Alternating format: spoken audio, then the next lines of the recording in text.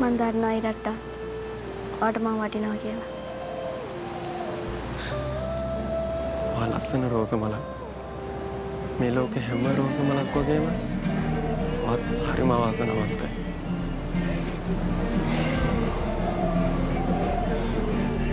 මේ ලෝකේ හැම රෝස මලක්ම අවාසනාවන්තයිද? ඒක පිපුණට පස්සේ මේ ලෝකෙ කවුරු හරි කපටියෙක් ඒක කඩා ගන්නවනේ.